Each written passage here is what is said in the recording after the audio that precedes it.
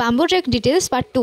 আগের ব্লগেই তোমরা দেখলে বাম্বু ট্রেকে যেতে হলে একটা নদী পেরাতে হয়, যেটা সম্পূর্ণ ঝর্ণার জলে পুষ্ট নদী, যার জন্য না আছে কোনো পলিউশন, না আছে নদীতে কোনোভাবে কোনো নোংরা। এতটাই স্বচ্ছ জল যে ওইখানে প্রত্যেকটা পাথর দেখা যায়। চলো এবার তোমাদেরকে বলি আমাদের বাম্বু ট্রেকের কিছু অভিজ্ঞতা। বাম্বু ট্রেক করার আগে সবথেকে বেশি চিন্তিত ছিলাম জুতো নিয়ে। কি জুতো পরলে নিশ্চিন্তে কোনোভাবে কোনো স্লিট করবে না এবং সাবধানে আমরা পৌঁছে যাবো বাম্বু ট্রেকের একদম চূড়াতে, সেটাই ভাবছিলাম। সৌভাগ্যবশত সেদিনকে কপাল আমাদের সাথ দেওয়ার দরুন আমরা পেয়েছিলাম সম্পূর্ণ সানি ওয়েদার।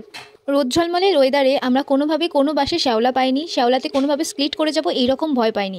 বৃষ্টি বা বর্ষাকালে এটার চান্সটা একটু বেশি থাকে, বাট আদার্স সময় কিন্তু স্বাভাবিকভাবেই বাসগুলো থাকে, কোনোভাবেই কোনো শ্যাওলা থাকে না, যেহেতু অনেক মানুষ ওখানে ওঠানামা। তাই ট্রেকের কর্তৃপক্ষরাও কিন্তু যথেষ্ট পরিমাণে সচেতন এবং দায়িত্ববদ্ধ।